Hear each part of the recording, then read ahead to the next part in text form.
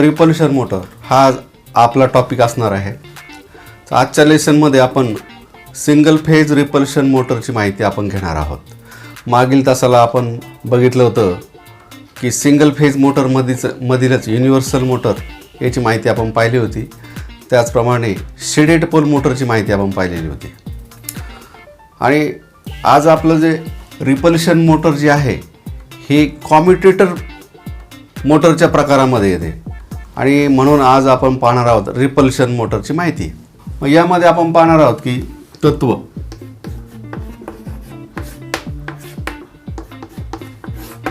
त्यानंतर प्रकार, रिपल्शन मोटरचे प्रकार याच्याबद्दलही माहिती पाहणार आहोत. मग याच्यामध्ये 3 प्रकार येतात रिपल्शन मोटरचे. प्लेन रिपल्शन मोटर म्हणतात त्याला.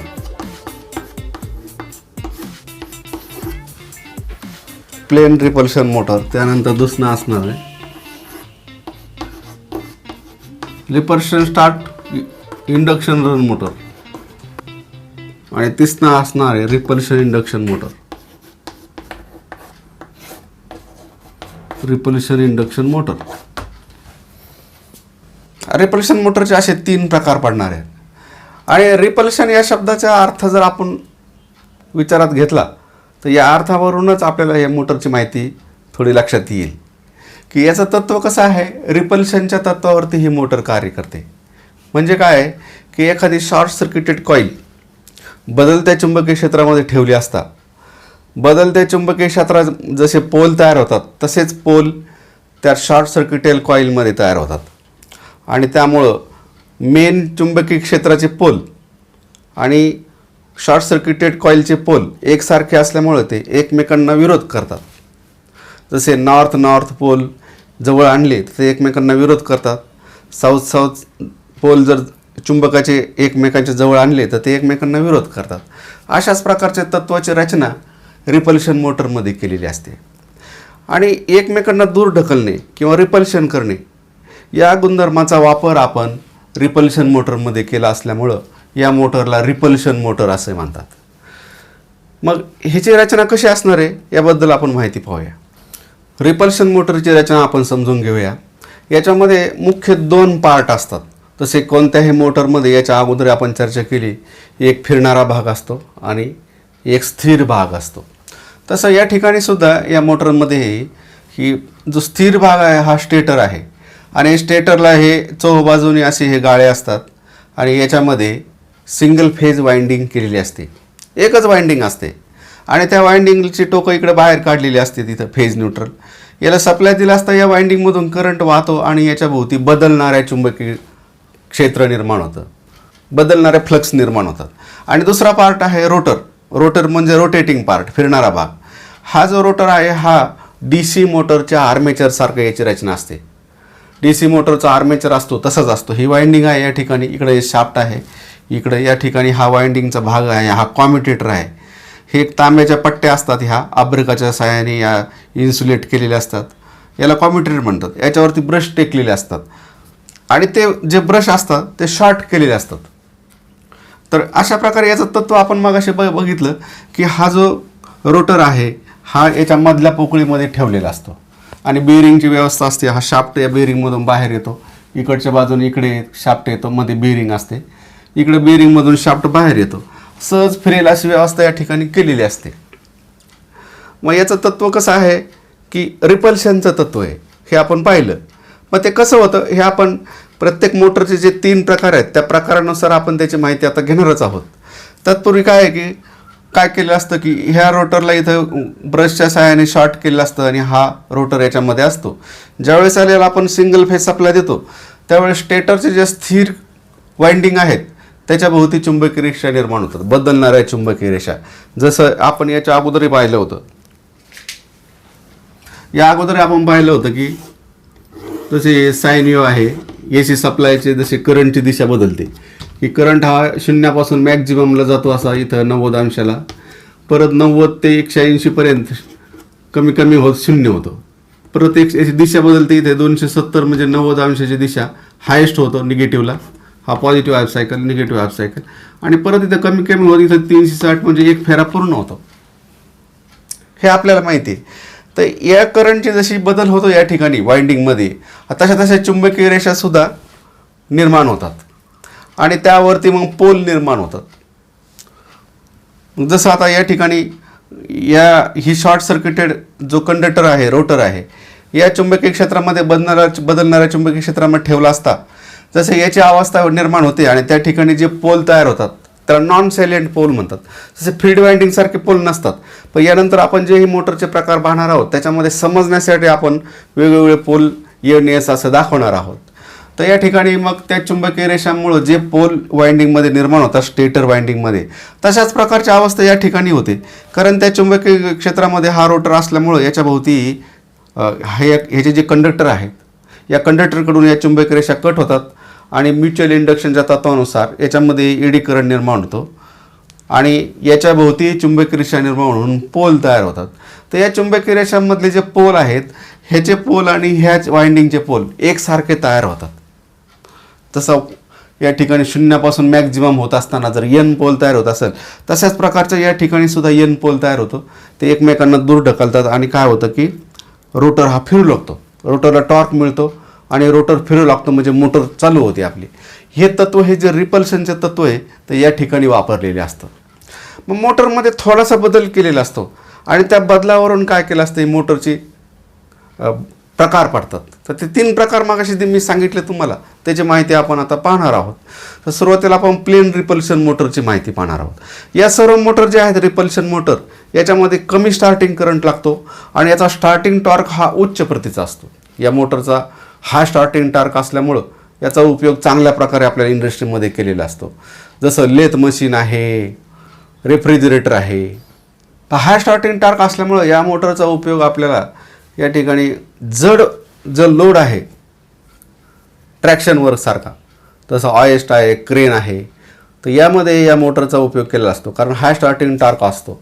त्याचप्रमाणे सॉ मशीन आहे, लेथ मशीन आहे, वॉटर पंप, या ठिकाणी रिपल्शन मोटरचा उपयोग केलेला असतो. आणि आपल्याला वेग बदलण्याची प्रक्रियासुद्धा सोपी असते आणि म्हणूनही या मोटरचा उपयोग जास्त प्रमाणामध्ये केला जातो. तर आपण आता या प्रत्येक प्रकाराची माहिती यानंतर पाहणार आहोत. पहिली मोटर आपली असणार आहे plain repulsion motor. Plain repulsion मोटरची जशी या ठिकाणी मागाशी मी रचना सांगितली की स्टेटर हा स्प्लिट फेज मोटरसारखा स्टेटर असतो या ठिकाणी. आणि या ठिकाणी आपण दाखवलं की कसं आहे की स्टेटर वाइंडिंगचे 2 टोकं याला सिंगल फेज सप्लाय दिला असता, याच्या भोवती बदलणाऱ्या चुंबकीय रेषा निर्माण होतात आणि याच्यामध्ये जो आर्मेचर आहे आपला, हा फिरणारा भाग आहे, हे ठेवलेलं आहे आणि याला बाहेरून असे ब्रशचे हे शॉर्ट केलेले असतात. आणि मग काय होतं की या बदलणाऱ्या चुंबकीय क्षेत्रामध्ये हा शॉर्ट सर्किटेड कंडक्टर म्हणजे आपला आर्मेचर सारखा DC मोटरसारखा आर्मेचर आहे ठेवला असता, काय होतं की याच्या भोवती चुंबकीय रेषा निर्माण होतात, एडी करंट निर्माण होऊन म्युच्युअल इंडक्शनच्या तत्वानुसार. आणि याच्या भोवती चुंबकीय रेषा निर्माण होतात आणि काय होतं की याचे जसे पोल तयार होतात तशाच प्रकारचे रोटरचेही पोल तयार होऊन त्याच्यामध्ये रिपल्शन होतं आणि मोटर फिरू लागतो. असे याचे तत्व आणि कार्यपद्धती आहे. परंतु होतं काय मध्ये या ठिकाणी की ही जे ब्रश आपली पोझिशन आहे, या ब्रशच्या पोझिशननुसारच या रोटरवरती टॉर्क निर्माण होतो. हे ब्रशचे पोझिशन आता इथे जसं आहे मॅग्नेटिक न्यूट्रल अक्ष, म्हणजे या ठिकाणी एन आणि एस जर असेल तर यांचा न्यूट्रल पॉईंट आहे इथे. त्यानंतर हा जी डॉटेड लाईन ही पोलर ॲक्सिस आहे. तर हे जे ब्रश जर आपण मॅग्नेटिक न्यूट्रल ॲक्सिसवर ठेवले, अर्थात ब्रश हे शॉर्ट केलेले असतात, तर यावेळेस हे काय होतं की रोटरवरती टॉर्क निर्माण होत नाही, त्याच्यातून करंट वाहत नाही. त्याचप्रमाणे पोलर ॲक्सिसवरती जर आपण ठेवले हे ब्रश, तर यावेळेस काय होतं की जास्त प्रमाणामध्ये करंट हा रोटरमधून वाहतो.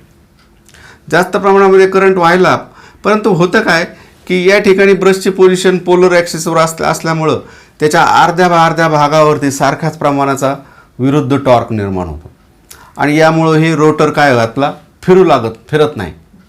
आणि म्हणून याची ब्रश पोझिशन अशी करावी लागते की जसं हा पोलर ॲक्सिस आहे आणि हे मॅग्नेटिक न्यूट्रल ॲक्सिस आहे, याच्यामध्ये 12 ते 45 डिग्रीवरती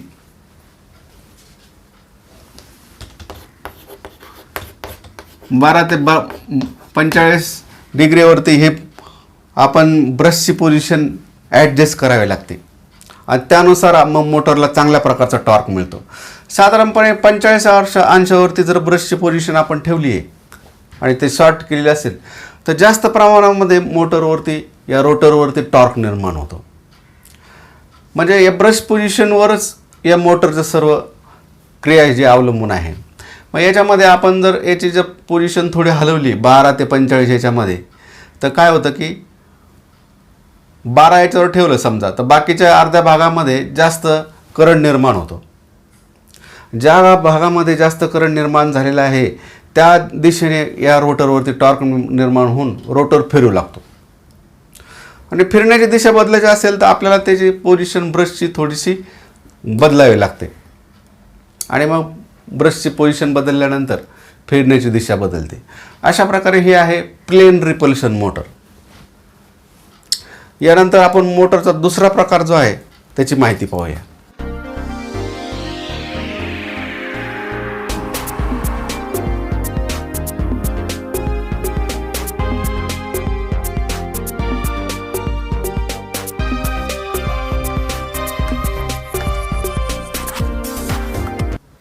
repulsion start induction run motor. या वाइंडिंगचा स्टेटर हा प्लेन रिपल्शन मोटरसारखाच असतो, परंतु आर्मेचरमध्ये 2 प्रकारच्या वाइंडिंग असतात. एक असते आर्मेचर वाइंडिंग आणि आर्मेचर वाइंडिंगच्या सिरीजमध्ये एक सेंट्रिफ्युगल स्विच जोडलेला असतो. त्याचप्रमाणे आतील भागामध्ये रोटरच्या आतील भागामध्ये स्क्विरल केज वाइंडिंग केलेली असते आणि स्क्विरल केज वाइंडिंगचे बार हे एंड रिंगच्या साहाय्याने शॉर्ट केलेले असतात.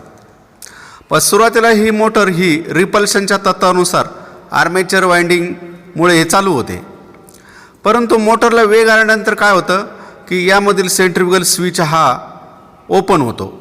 सुरुवातीला हा सेंट्रिफ्युगल स्विच क्लोज असल्यामुळं आर्मेचर वाइंडिंगच्या रिपल्शनच्या तत्वानुसार मोटर चालू होते आणि त्यानंतर मोटरला 75% वेग आल्यानंतर की सेंट्रिफ्युगल स्विच हा सेंट्रिफ्युगल फोर्समुळे ओपन होऊन आर्मेचर वाइंडिंग ही सर्किटमधून अलग होते आणि त्यानंतर मात्र मोटर ही आपली स्क्विरल केज इंडक्शन मोटरसारखी कार्य करते, म्हणजे रन होते. अशा प्रकारे हे मोटरचं तत्व आहे. मग यामध्ये काय आहे की या मोटरचा स्टार्टिंग टॉर्क हा चांगला असतो, त्याचप्रमाणे स्टार्टिंग करंटही कमी असतो सुरुवातीला. त्याचप्रमाणे बदलत्या लोडवर ही मोटर जवळपास कायम गतीने फिरते आणि या मोटरचा उपयोग हा अति उत्तम स्टार्टिंग टॉर्क असल्यामुळं अशा ठिकाणी केला जातो की ज्या ठिकाणी कायम गतीची आवश्यकता असते. उदाहरणार्थ lathe machine, saw machine, water pump इत्यादी. तर अशा प्रकारे ही repulsion start induction run motor आहे.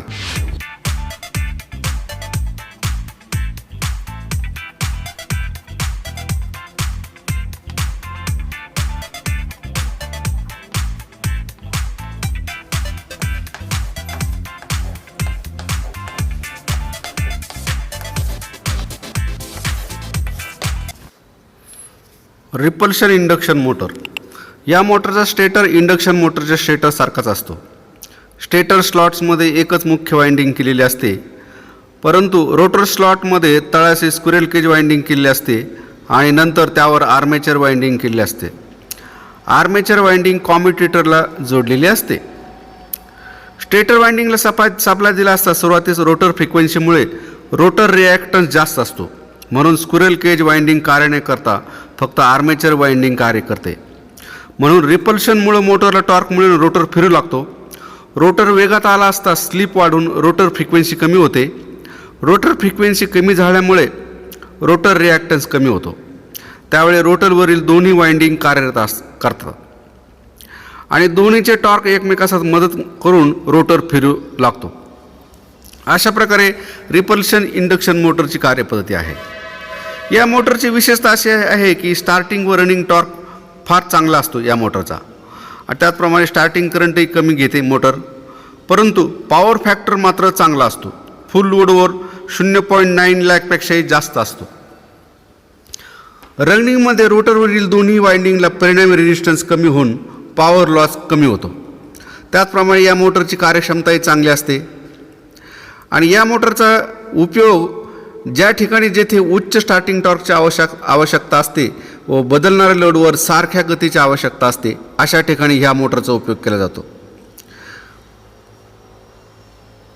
म्हणजे lathe machine, refrigerator, air conditioner अशा उपकरणामध्ये या मोटरचा उपयोग केला जातो. कारण या मोटरचा स्टार्टिंग टॉर्कही चांगला असतो आणि पॉवर फॅक्टरही उत्तम असतो.